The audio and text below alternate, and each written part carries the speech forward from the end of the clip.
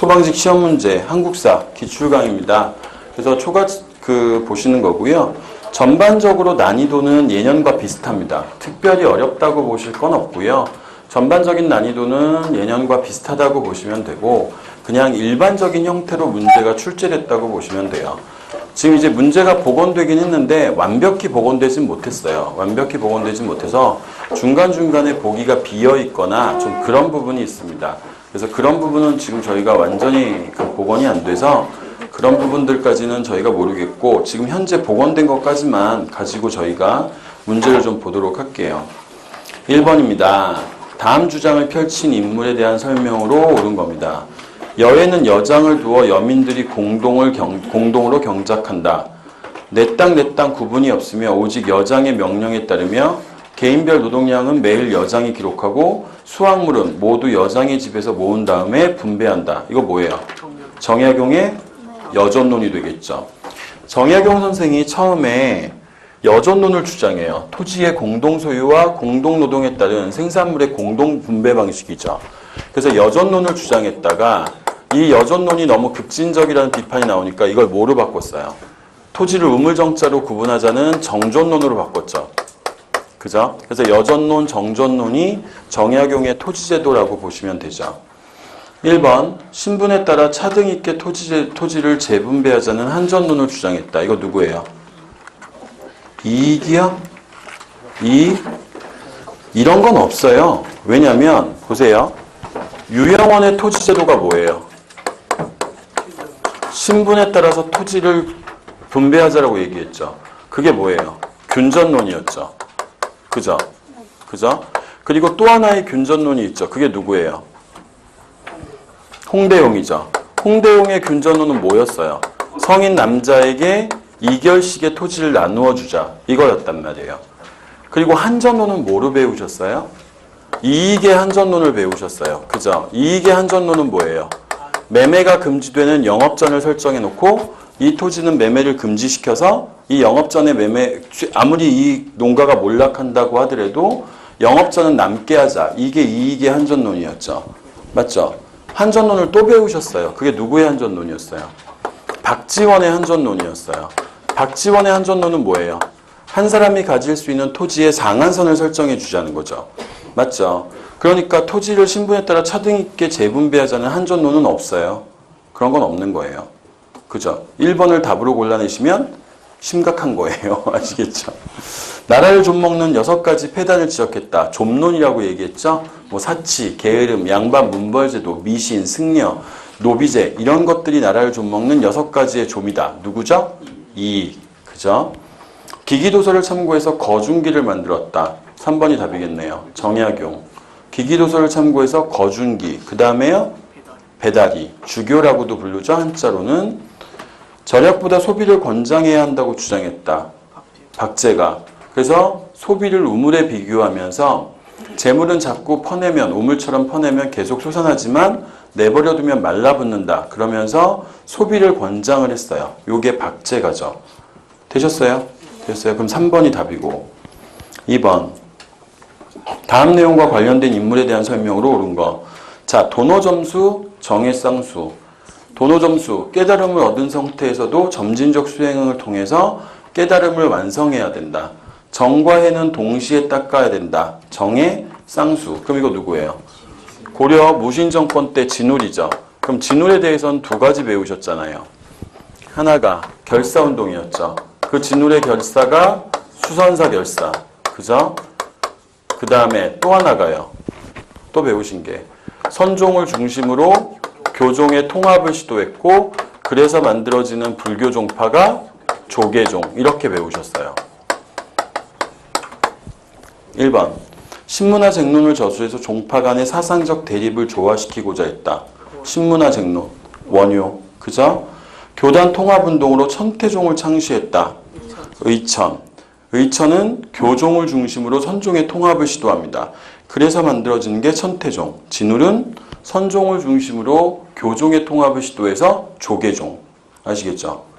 3번 수선사를 중심으로 선종계열의 결사운동을 시도했다. 요거 진울. 그래서 결사운동 2개 배우셨어요. 진울의 수선사 결사. 또 하나가요.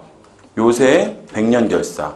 그래서 요새 배우시면서 그런 얘기 했잖아요. 법화신앙의 토대를 둔, 그러니까 개인의 진정한 참회의 토대를 둔 법화신앙을 강조했다. 이렇게 배우셨죠. 그리고 권수정의 결사문도 보셨었잖아요. 그죠?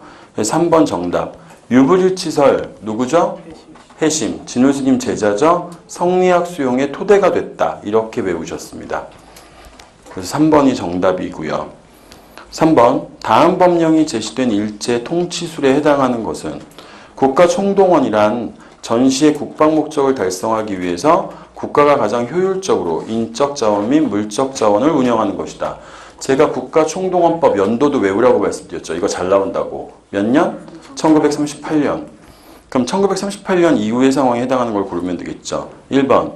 징용과 징병을 통해 조선인을 강제로 동원했다. 맞죠? 회사령이 폐지되어 일본 자본의 침투가 증가했다.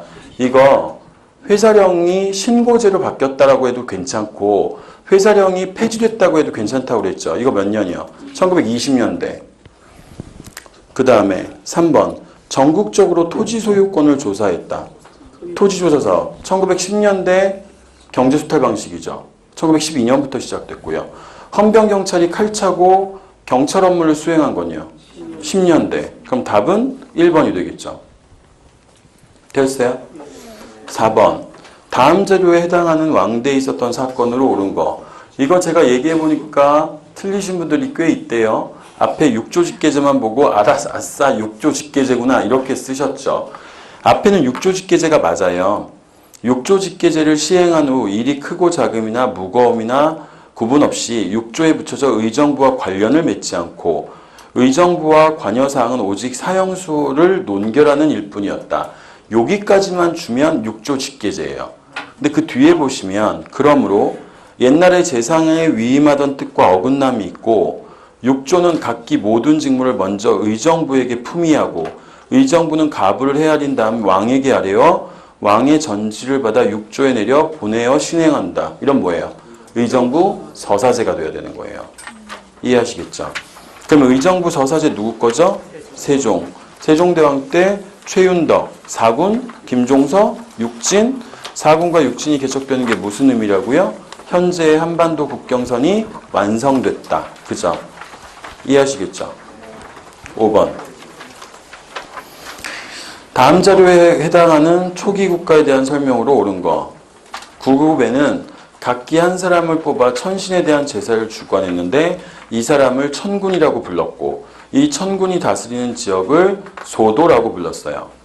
나, 왕 아래는 가축의 이름을 딴 마가, 우가, 구가, 저가가 있고 그 다음에 사출도를 다스렸다. 그러면 앞에 천군, 소도 어디예요? 사만. 그 다음에 나에 있는 부여가 되죠. 사출도, 마가, 우가, 구가, 저가. 그죠? 그러면 부여의 제천 행사 영고 몇 월이었어요? 12월. 그래서 이건 농경사회의 전통이 아니라 수렵사회의 전통을 계승한 거다. 이렇게 배우셨죠? 맞죠? 6번. 다음 사건이 있었던 시기의 시대상으로 거리가 먼 거.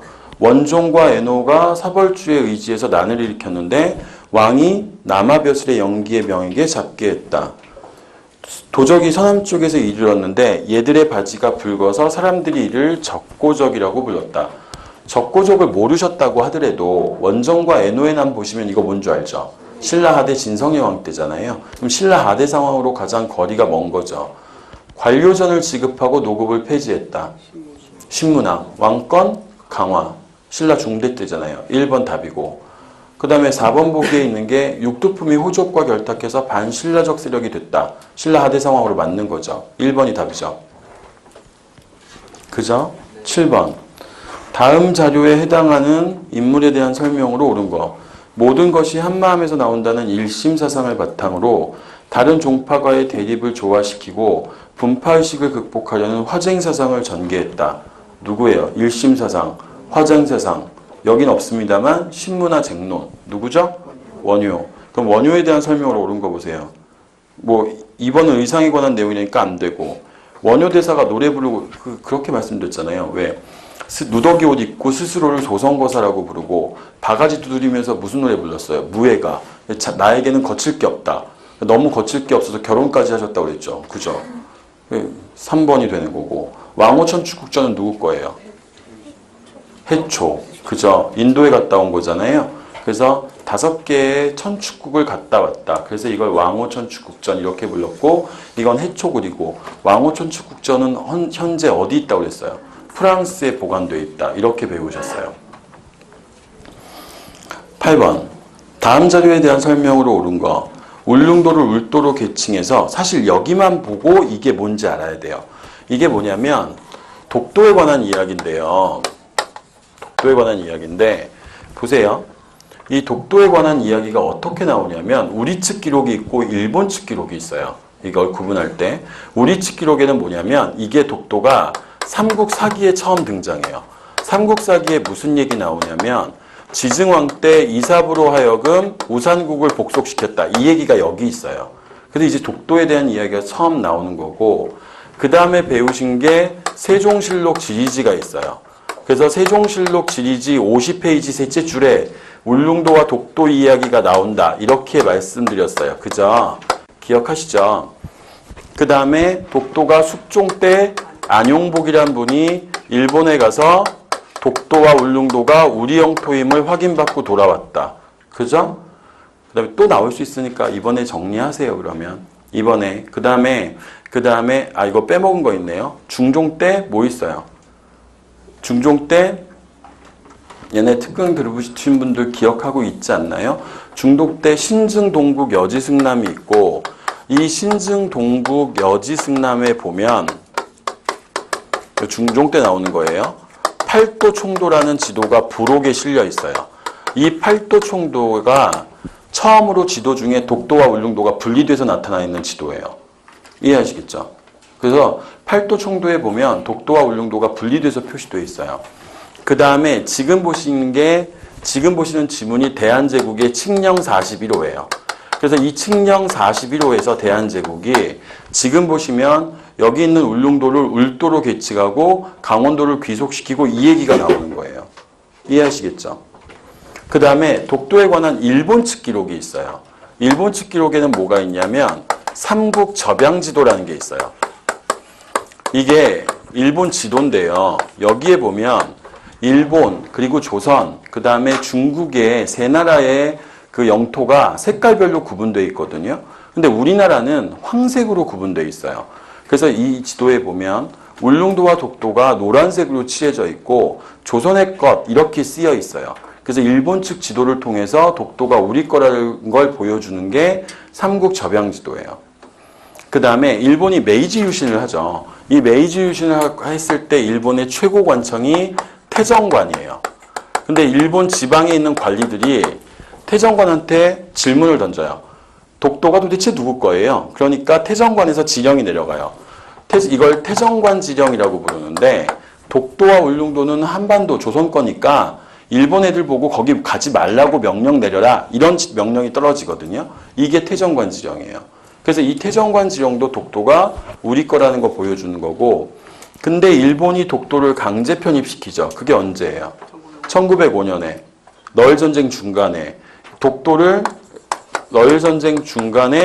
독도를 일본의 시마네현에 강제 편입시켜버렸죠. 요거 이제 독도와 관련된 일본 애들 기록이고. 그 다음에 간도와 관련되어 있는 거 배우셨죠? 간도와 관련되어 있는 거. 뭐 배우셨냐면 숙종 때 백두산 정계비 배우셨어요. 그래서 청나라 관리하고 조선의 관리가 만나서 도대체 조선의 영토가 어디까지냐 그거 정해가지고 생긴 게 백두산 정계비고 여기서 토문강의 해석 문제가 발생한다고 그랬죠. 그러다가 일본 애들이 우리나라가 1905년에 을사늑약으로 외교권을 박탈했는데 그때 일본 애들도 이 지역을 우리 영토라고 생각해서 통감부 출장소와 통감부 파출소를 여기다 설치했고 그러다가 1909년에 간도협약으로 안봉선 철도 부설권하고 만주의 푸순관광 탄광채굴권 일본이 가져오는 대가로 간도를 청해 영토로 넘겨줬다. 이렇게 배우셨죠. 그죠? 그 다음에 대한제국 얘기하면서 간도 지역을 대한제국이 직접 관할하기 위해서 파견한 사람 2명 배우셨어요. 그게 이범윤. 뭐 북변도 관리사 이런 거 배우셨고 그 다음에 또 누구죠? 이범윤 말고 이범석 아닌데 어윤중 그죠? 그래서 어윤중을 북변도 관리사로 보내고 뭐 이범윤 이런 사람을 간도 관리사 이런 식으로 보냈죠. 그래서 간도 관리사나 북변도 관리사나 저런 이름 보이면 간도라고 얘기했죠. 그죠? 그러니까 1번은 지금 이범윤 보이고 관리사 보이시잖아요. 그러니까 이건 간도고 2번도 간도고 그죠? 그 다음에 대한제국은 칙령 41호를 통해 독도를 우리 영토로 다시 확인했다. 3번이 답이에요.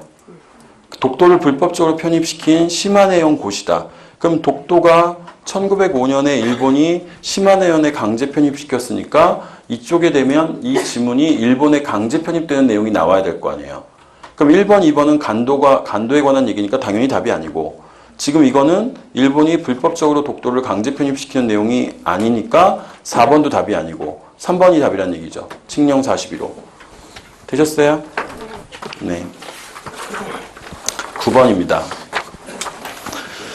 다음 자료와 관련되어 있는 전쟁의 결과. 첫 번째 지문이 뭐예요? 이거 최명길의 주화론이잖아요. 두 번째 지문은요. 김상원으로 대표되는 주전론이죠.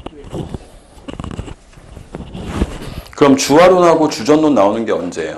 이것 때문에 뭐 일어난 거예요? 병자호란. 병자호란에서 우리가 졌잖아요. 그래서 무슨 관계 맺어요? 군신 관계 맺는 거죠. 3번이 답이었겠죠. 10번. 이거 뭐예요? 영국이 지금 거문도에 들어왔어요. 1885년에 거문도 사건이죠. 그럼 이 시기로 가장 거리가 먼 걸 찾으시면 돼요. 청해 내정간섭 심화. 앞에 1882년에 이모군란, 1884년에 갑신정변. 둘 다 청이 진압했기 때문에 청해 내정간섭이 심화되어 있는 상태죠. 러시아가 연해주를 차지해서 조선의 위기가 증폭됐다. 러시아가 연해주 가져간 거 언제예요? 2차 아편전쟁이라고 말씀드렸죠. 이것 때문에 1880년에 일본에 2차 수시사로 갔던 김홍집이 러시아의 남하를 막기 위해서 친중국, 결일본, 연미국 해야 된다는 책 들고 들어오죠. 그게 조선 책략. 시기적으로 안 맞잖아요. 그 다음에 거문도가 불법으로 영국 애들한테 점령되니까 이번 기회에 아예 한반도를 중립국으로 선언하자. 그게 6.1준 부들러의 중립화론. 텐신조약, 갑신정변의 결과죠. 1884년에. 그럼 시기적으로 가장 멀리 떨어져 있는 게 뭐예요? 2번이 되겠죠. 되셨어요? 네. 그 다음에 11번. 다음 사건을 순서대로 바르게 나열한 거예요. 배중손이 이끄는 삼별초는 강화도에서 새 정부를 수립하고 항몽을 선포했다. 무신정변이 무너지고, 그죠? 우리나라가 몽골에게 강화를 맺고 행복을 하게 되니까 이에 반발한 배중손은 삼별초를 이끌고 항몽전을 전개하죠. 그럼 이거 몽골과의 전쟁에서 우리가 져야 되는 거예요. 맞죠? 공렬하에서 우리나라 처녀들을 뽑아갔고 이를 위해서 결혼도감이 설치됐다. 원간섭기죠? 처인성에서 승려 김윤우가 민병과 승병을 이끌고 항쟁에서 살리타를 사살했다. 이게 몽골의 2차 침입 때였죠. 그래서 청인부곡이 지금의 용인 근처라고 말씀드렸죠. 신진사대부의 경제적 기반 마련을 위한 목적으로 과전법 실시했다. 이거 1391년 공양왕 때잖아요. 그럼 순서대로 보시면 디귿 2차, 기역, 항복, 그 다음에 원간섭기 니은, 그 다음에 1391년 조선건국 1년 전에 과전법 이렇게 돼야 되는 거죠. 되셨어요? 이해되세요? 12번 다음 인물에 대한 설명을 옳은 거. 이 조광조래요. 이 조광조의 호를 가르쳐드려야 돼요. 제가 호 몇 명 기억해야 된다고 그랬죠. 그게 조정암, 조광조, 화서, 이양로, 면암, 최익현 이런 호는 기억해야 된다고 그랬잖아요. 그죠? 그래서 지금 정암이 나오면 조광조라는 걸 아셨어야 돼요. 그럼 살인파의 대빵이고 그러면 도학 정치를 통한 왕도 정치 살인파의 주장이고 그럼 4번이 정답이었겠죠. 그죠? 1, 2, 3번은 제가 뭔지 모르겠습니다만 4번이 답이겠죠. 이해하시겠죠? 호를 몇 명 기억하셔야 되는 사람들이 있어요. 예를 들면 삼봉 정도전. 그죠?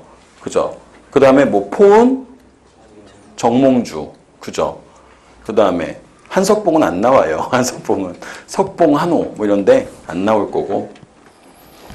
13번 다음 가시기에 있었던 일로 옳지 않은 거예요. 조선건국준비위원회 45년 8월 15일 날 만들어졌죠. 해방되고 나서 여운형의 건국동맹이 건준으로 전환됐잖아요. 엔도와의 협상 통해 가지고. 유엔 총회에서 남북 인구 비례에 따른 총선거 실시를 결정했다. 자, 2차 미소공동위원회가 47년에 실패를 하죠. 결렬되죠. 그리고 미국은 한반도 문제를 유엔으로 상정했고 유엔 총회에서는 인구 비례에 따른 남북한 총선거가 결정되죠. 그럼 이 사이에 들어올 수 있는 일로 옳지 않은 거 찾으시면 되죠. 모스크바 3상회의가 열려 한국 문제를 의결했다. 45년 12월. 그죠? 김구와 김규식이 참가한 남북 지도자 회의가 규제했다. 이거 1948년 4월 중순이라고 그랬죠. 그래서 저희 순서 배열하면서 제주도의 4.3 사건이 먼저라고 말씀드렸죠. 그리고 이게 다음이고 48년 5월 10일 날 50총선거고 그럼 이 사이에 못 들어오잖아요. 그죠? 2번 답이고 좌우 합작운동 46년부터 시작되죠. 2차 미소공동위원회가 결렬되고 나서 좌우 합작운동이 시작됐죠.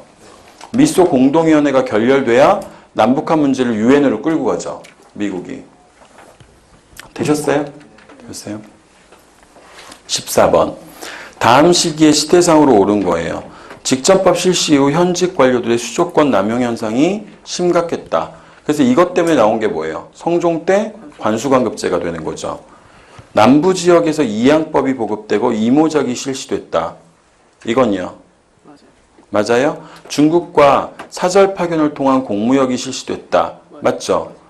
이양법은 언제부터예요? 고려 말 일부 남부지방 이렇게 배우셨어요. 조선 전기도 일부 남부지방. 조선 후기가 돼야 전체. 그죠? 일반화되는 거고. 디귿은 조선 후기 내용이었고 담배 언제 들어와요? 조선 후기에 들어오죠. 조선 후기에 들어오는 외래작물로 배우신 게 담배, 고추, 그 다음에 뭐 감자, 고구마 이런 거 있었죠. 그럼 디귿 리을은 조선 후기가 되니까 기역 니은이 답이죠. 조선 전기에 해당할 수 있는 것. 되셨죠? 15번 문제가 문제돼요. 인터넷 봤더니 이 15번 문제 때문에 학생들 간에 이게 답이네 저게 답이네 말이 나오는데 사실 이건 좀 저도 할 말이 없는 게 저희가 심화반 진도를 이 파트를 못 끝낸 거예요, 지금. 이거 오늘 나가거든요. 오늘 나가는 파트거든요. 그래서 제가 안 가르쳐 드렸어요. 이거. 저희 진도가 지금 여기까지 못 가서. 그래가지고 이게 나왔네요. 이게 나왔네. 해필 또. 그죠? 15번.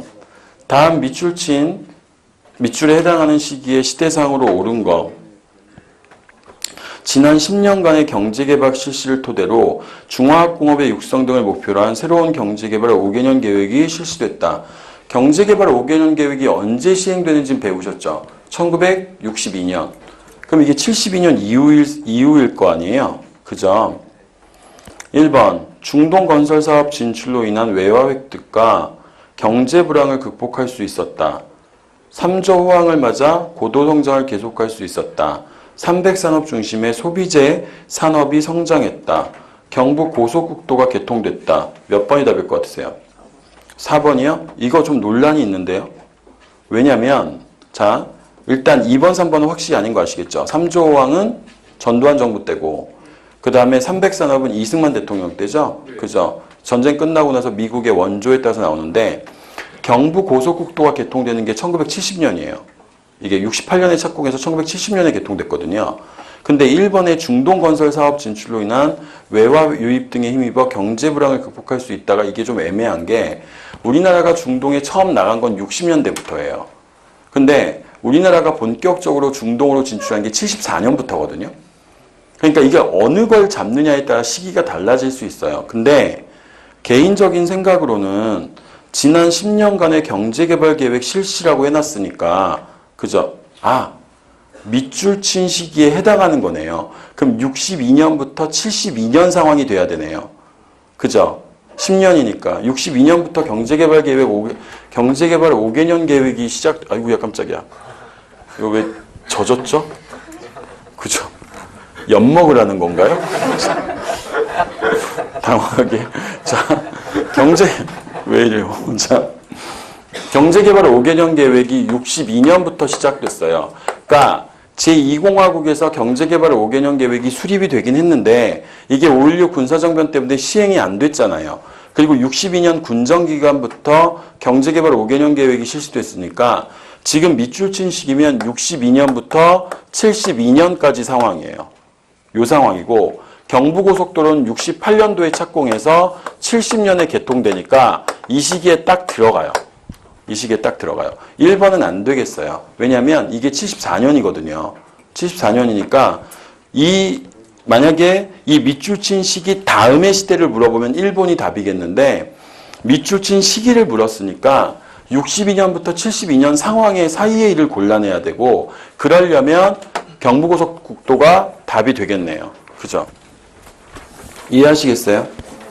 근데 이거 맞추실 수 있었을 것 같은데 왜냐하면 62년도에 경제개발 5개년 계획이 시작됐다는 건 배우고 가셨어요. 그러니까 10년이면 62년부터 72년이고 제가 60년대 우리나라가 경공업, 70년대 중화학공업, 80년대 첨단산업이라는 걸 가르쳐 드렸거든요.